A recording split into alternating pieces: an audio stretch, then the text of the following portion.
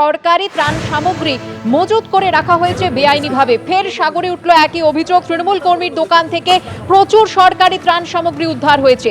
বেআইনিভাবে ত্রাণ সামগ্রী মজুতের অভিযোগ উঠেছে এলাকার তৃণমূল বুথ সভাপতির বিরুদ্ধে। আর বিষয়টি জানার পরই তৃণমূল কর্মীর দোকানে তালা ঝুলিয়ে দেওয়া হয়।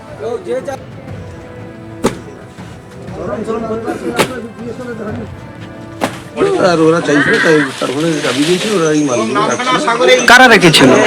তৃণমূলের নেতা আপনিও তৃণমূল করেন?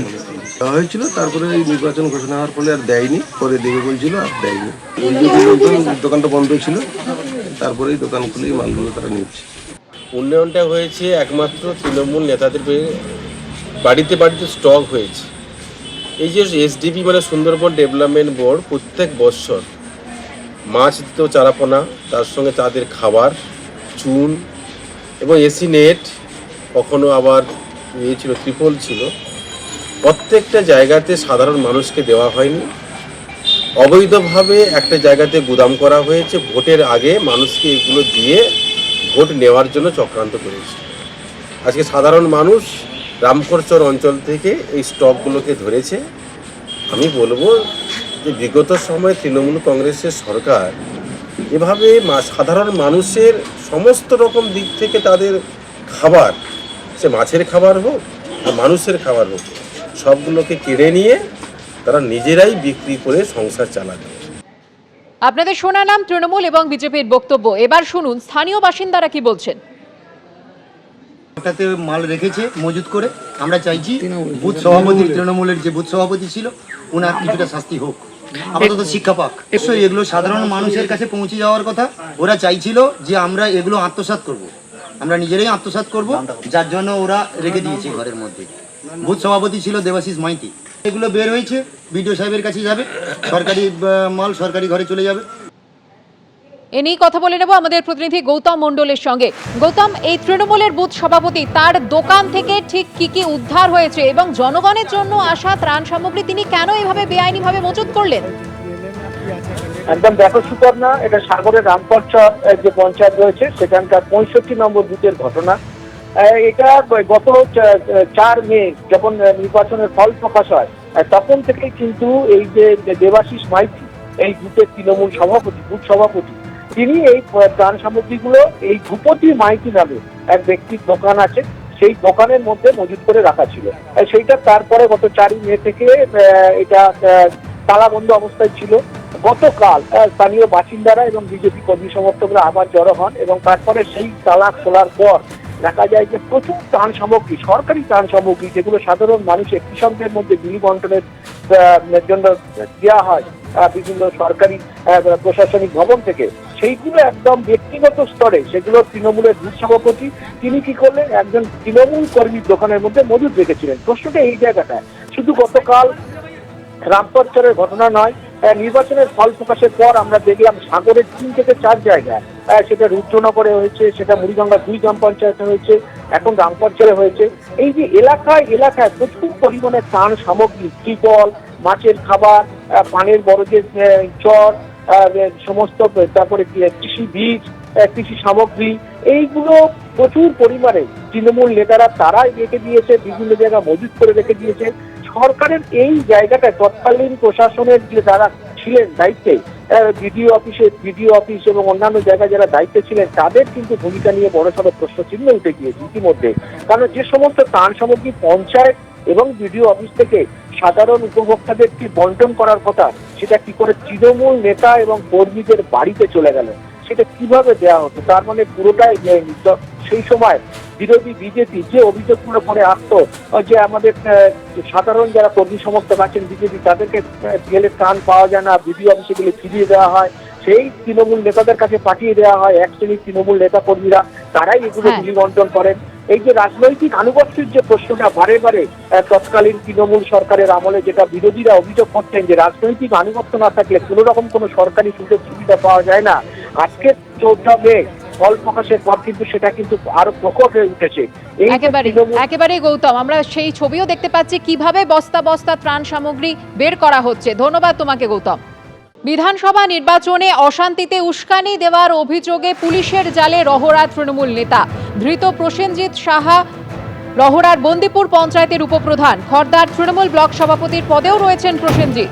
অভিযোগ, তৃণমূলকে ভোট না দিলে ফল প্রকাশের পর দেখে নেওয়ার হুমকি দিয়েছেন তিনি।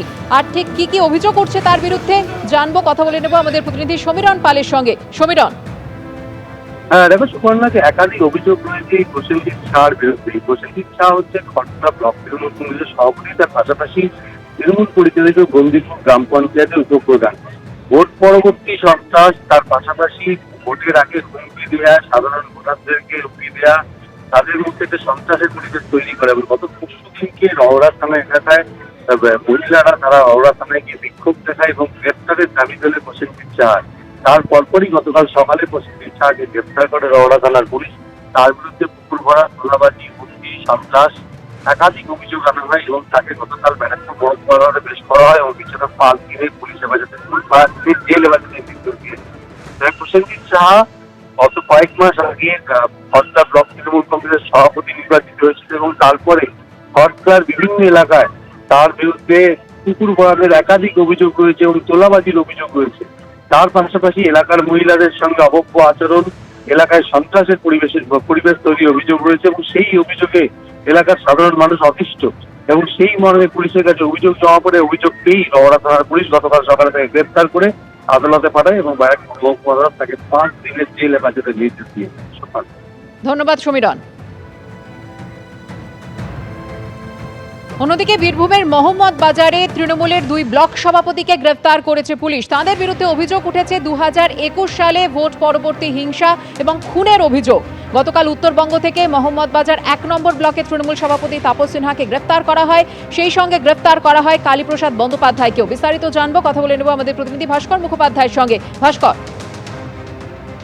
দেখো, বীরভূমের মোহাম্মদ বাজার ব্লকের 2 যে ব্লক সভাপতি অর্থাৎ 1 নম্বর এবং 2 নম্বর দুজনকেই গ্রেপ্তার করেছে পুলিশ। এবং যেটা পুলিশ সূত্রে জানা যাচ্ছে যে 1 নম্বরের যিনি তৃণমূল ব্লক সভাপতি রয়েছেন তাপস সিনহা, তাকে উত্তরবঙ্গ থেকে ধরা হয়েছে এবং বাগডোগরা এয়ারপোর্টের কাছাকাছি এলাকা থেকে তাকে ধরা হয়েছে। এবং যেটা পুলিশ সূত্রে জানা যাচ্ছে যে তাপস সিনহার বিরুদ্ধে অভিযোগ হচ্ছে যে 2021 সালে ভোট পরবর্তী হিংসায় ভাঙচুর, মারধর করার অভিযোগ ছিল। এবং সেই সময় মোহাম্মদ বাজারে এক ব্যবসায়ী দেবরঞ্জন ভট্টাচার্য তিনি অভিযোগ দায়ের করতে পারেননি। তিনি বিজেপি ক্ষমতায় আসার পর অভিযোগ দায়ের করেন এবং তিনি 3 জনের নামে অভিযোগ দায়ের করেছিলেন। এই তাপস সিনহার পাশাপাশি লাভপুরের যিনি প্রাক্তন বিধায়ক অভিজিৎ সিংহ এবং পাথর ব্যবসায়ী টুলু মণ্ডলের বিরুদ্ধে। এবং সেই অভিযোগের ভিত্তিতেই এই তাপস সিনহাকে গ্রেপ্তার করা হয়েছে বলে আমরা জানতে পারছি। অন্যদিকে মোহাম্মদ বাজার 2 নম্বর ব্লকের যিনি তৃণমূল ব্লক সভাপতি রয়েছেন কালীপ্রসাদ ব্যানার্জি, তাকেও গ্রেপ্তার করা হয়েছে গতকাল সিউড়ি থেকে। সিউড়ি থানা পুলিশ তাকে গ্রেপ্তার করেছে। তার বিরুদ্ধে অভিযোগ ছিল 2023 সালে এই এলাকাতে অর্থাৎ 2 নম্বর ব্লকে 3টি পরপর খুন হয়েছিল। এই খুনের অভিযোগ ছিল। প্রথম দিকে তার খুনের নাম থাকলে পরবর্তী ক্ষেত্রে তার যে চার্জশিট দেওয়া হয়েছিল সেখানে তার নাম ছিল না। কিন্তু তারপরে হাইকোর্টে একটি অভিযোগ দায়ের হয় এবং সেই অভিযোগের ভিত্তিতেই এই কালীপ্রসাদ ব্যানার্জিকে গ্রেপ্তার করা হয়েছে। এর ফলে স্বাভাবিকই জেলা জুড়ে চাঞ্চল্য তৈরি হয়েছে, কারণ একই এলাকার 2 ব্লক সভাপতিকে পরপর গ্রেপ্তার এবং পুলিশের যে সক্রিয়তা, কারণ আমরা এর আগেও দেখেছি একাধিক তৃণমূল নেতাকে তাদেরকে পুলিশ গ্রেপ্তার করেছে এবং এখনো পর্যন্ত গতকাল একাধিক জায়গাতে তৃণমূল যেসব ব্লক সভাপতি ছিলেন বা যারা কর্মকর্তা ছিলেন, যারা তাদের বিরুদ্ধে অভিযোগ ছিল এই ভোট পরবর্তী হিংসার বা দুর্নীতির অভিযোগ ছিল, তাদেরকে মারধর করা হয়েছে, এমনকি কাউন্সিলরদেরও মারধর করা হয়েছে। তাই এই 2 ব্লক সভাপতিকে গ্রেপ্তার করাতে একটা চাঞ্চল্য তৈরি হয়েছে। কালীপ্রসাদ ব্যানার্জিকে আজকে সিউড়ি আদালতে তোলা হবে। ধন্যবাদ ভাস্কর। ফের সরকারি হাসপাতালে উঠল দালাল রাজের অভিযোগ। বাঁকুড়া সম্মেলনী মেডিকেল কলেজে অভিযান চালিয়ে 3 জনকে গ্রেফতার করেছে পুলিশ। আর ধৃতদের বিরুদ্ধে রোগীদের প্রয়োজনীয় রক্ত জোগাড়ের নামে মোটা টাকা হাতানোর অভিযোগ উঠেছে। ঘটনার তদন্ত শুরু করেছে বাঁকুড়া সদর থানা। পুলিশ সূত্রে খবর, পেছনে বড় কোনো চক্র রয়েছে কিনা তা খতিয়ে দেখা হচ্ছে। ফের সরকারি হাসপাতালে দালাল রাজ। বাঁকুড়া সম্মেলনী মেডিকেল কলেজে অভিযান চলে আর সেই অভিযানেই 3 জনকে গ্রেফতার করা হয়। ধৃতদের বিরুদ্ধে যে অভিযোগ উঠেছে, রোগীদের প্রয়োজনীয় রক্ত জোগাড়ের নাম করে তারা মোটা টাকা হাতাতেন। ঘটনার তদন্ত শুরু করেছে বাঁকুড়া সদর থানা। পুলিশ সূত্রে খবর, পেছনে বড় কোনো চক্র রয়েছে কিনা তা খতিয়ে দেখা হচ্ছে। মহিলাদের হকের টাকা চলে যাচ্ছে তৃণমূল নেতাদের অ্যাকাউন্টে। বহরমপুর চন্দ্রকোনার ছবি দেখলেন, এবার দেখুন হুগলির রিষড়া। সেই এক অভিযোগ, যার বিরুদ্ধে অভিযোগ, সেই বিজয় সাহু হচ্ছেন রিষড়া পুরসভার তৃণমূল কাউন্সিলর পার্থসারথী গুপ্তর ঘনিষ্ঠ।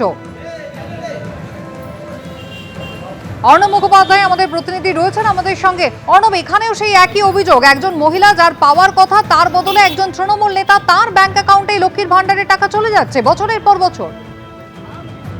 অবশ্যই দেখো, যেটা জানা যাচ্ছে যে শ্রীরামপুর থানায় একটি অভিযোগ দায়ের হয়েছে এবং এক ভদ্রমহিলা তিনি অভিযোগ করেছেন যে তিনি লক্ষ্মীর ভান্ডারের জন্য আবেদন করেছিলেন, কিন্তু লক্ষ্মীর ভান্ডারের কোনো টাকা তার কাছে ঢোকে না। তিনি কাউন্সিলরের সঙ্গে যোগাযোগ করেন এবং কাউন্সিলরের সঙ্গে যোগাযোগ করার পর তাকে এক লক্ষে কিছু টাকা দেওয়া হয়, কিন্তু তার অ্যাকাউন্টে কোনো টাকা ঢোকেনি এবং কাউন্সিলর, এই 1 নম্বর ওয়ার্ডের কাউন্সিলর তাকে বারণ করেছিলেন যে এই কথা অন্য কারোকে বলার জন্য। উল্টে যেটা এই ভদ্রমহিলা যিনি হচ্ছেন উর্মিলা দেবী, তার যেটা অভিযোগ যে তিনি কাউন্সিলরেরই এক আত্মীয়, তার অ্যাকাউন্টে এই টাকাটা চলে যাচ্ছে এবং যার অ্যাকাউন্টে যাচ্ছে তিনি হচ্ছেন একজন পুরুষ। কাউন্সিলরের একজন আত্মীয় যিনি হচ্ছেন পুরুষ, তার অ্যাকাউন্টে লক্ষ্মীর ভান্ডারের টাকা যাচ্ছে, অথচ যিনি আবেদন করেছিলেন তার অ্যাকাউন্টে কোনো টাকা আসছে না। কাউন্সিলরের দ্বারস্থ হলে তিনি সামান্য কিছু টাকা দিয়ে আবার মুখ চাপা দেওয়ার চেষ্টা করছেন বা বিষয়টি ধামা চাপা দেওয়ার চেষ্টা করছেন, এমনটাই অভিযোগ। এবং এই মর্মে শ্রীরামপুর থানায় একটি অভিযোগ দায়ের করেছেন। এখন পুলিশ পুরো বিষয়টি তদন্ত করে দেখবে। তো স্বাভাবিকভাবে এই পরিস্থিতিতে যেরকম লক্ষ্মীর ভান্ডার পাওয়া অনেক তোমার এই ধরনের লক্ষ্মী ছেলেদের দেখা পাওয়া যাচ্ছে তথাকথিত, ঠিক সেই রকম ভাবেই কিন্তু এরকম আরেকটি অভিযোগ উঠেছে এবং এটা নিয়ে রাজনৈতিক চাপানুতরও কিন্তু চলছে। অনেক ধন্যবাদ। রাজমিস্ত্রি গাড়ি চালক থেকে একেবারে তৃণমূল আমলে কোটি কোটি টাকার মালিক হয়েছেন বাদুড়িয়া পুরসভার চেয়ারম্যান দীপঙ্কর ভট্টাচার্য। তৃণমূল নেতা গ্রেফতার হতেই মুখ খুলেছেন স্থানীয় বাসিন্দাদের একাংশ। সরকারি প্রকল্পে কাটমানি, বেআইনি টোল ট্যাক্স, লোটোর কারবার থেকে তৃণমূল নেতা দেদার টাকা তুলেছেন বলে তাদের অভিযোগ। বাড়ির কাছে কম্পিউটার সেন্টারে মিলেছে নগদ ৮০ লক্ষ টাকা। তারপর পাটক্ষেত থেকে একের পর এক বস্তায় ২,২৪ লক্ষ টাকা। গ্রেপ্তার হয়েছেন বাদুড়িয়া পুরসভার তৃণমূলের চেয়ারম্যান দীপঙ্কর ভট্টাচার্য। তারপর থেকেই সামনে আসছে তার নানা কীর্তি, থুরি, কুকীর্তি। তৃণমূল জমানায় রাজমিস্ত্রি থেকে রকেট গতিতে উত্থান হলো কি করে, তা নিয়ে মুখ খুলছেন স্থানীয়রা। মারধর, খুনের হুমকি, ত্রাণ সামগ্রী লুট, আবাস যোজনায় কাটমানি, বেআইনি টোল ট্যাক্স, বেনামে চোলাইয়ের দোকান, লোটোর কারবার। বাদুড়িয়ার ধৃত তৃণমূল নেতার বিরুদ্ধে অভিযোগের পাহাড়। আমার কাছে টাকা নিয়েছে, ঘরের টাকা, এখনো পর্যন্ত আমি ঘর দেবে বললে এখনো দিইনি। আমার ব্যাংকে টাকা থাকে, সেই টাকাও আমার তুলি নেয়। সোমবার গ্রেপ্তার হয়েছেন উত্তর ২৪ পরগনার বাদুড়িয়া পুরসভার চেয়ারম্যান দীপঙ্কর ভট্টাচার্য। সোমবার তার পার্টি অফিস ও বাগানবাড়ি থেকে ৪,০০০ সরকারি ত্রিপল উদ্ধার হয়। দীপঙ্কর ভট্টাচার্য গ্রেফতারির পরই সম্ভবত এই গর্তগুলো করে টাকাগুলো রাখা হয়েছিল, যাতে তদন্তকারী আধিকারিকরা তার সম্পত্তি বা তার যে টাকা রয়েছে সেই উৎস সেটা কোনোদিন খুঁজে না পায়। কিন্তু তার সত্ত্বেও এই টাকা রিকভারি হয়েছে। স্থানীয় গ্রামবাসীরা বলছেন আরও অনেক সম্পত্তি, সোনা এবং টাকা বিভিন্ন জায়গায় রয়েছে, সেগুলোর খোঁজেও তল্লাশি অভিযান শুরু হবে। এনার তো দুর্নীতির শেষ নেই। একজনের ঘর আর একজনের কাছে বিক্রি করা থেকে শুরু করে কাটমানি তো অসংখ্য, ৩০,০০০, ৪০,০০০, যার কাছ থেকে যেমন নিলে হয়, এবং টাকা না দিলে তাকে ভয় দেখানো, তাকে জেলের ভয় দেখানো। স্থানীয়দের দাবি, এই দীপঙ্কর ভট্টাচার্য একসময় রাজমিস্ত্রির কাজ করতেন, গাড়ি চালাতেন। তৃণমূলের আমলে আচমকাই রকেট গতিতে উত্থান, রাতারাতি কোটি কোটি টাকার মালিক হয়ে যান দীপঙ্কর। ২০২২ সালে বাদুড়িয়া পুরসভার চেয়ারম্যান পদও পান। তৃণমূল নেতা গ্রেপ্তার হতেই মুখ খুলেছে এলাকাবাসী।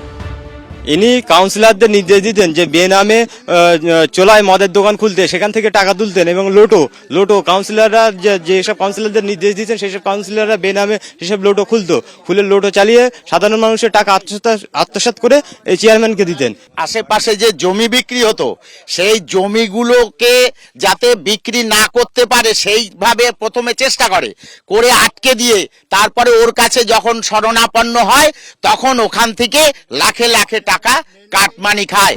অভিযোগ, এলাকার ত্রাস ছিল দীপঙ্কর আর তার দলবল। মুখ খুললেই জুটত মারধর, হুমকি।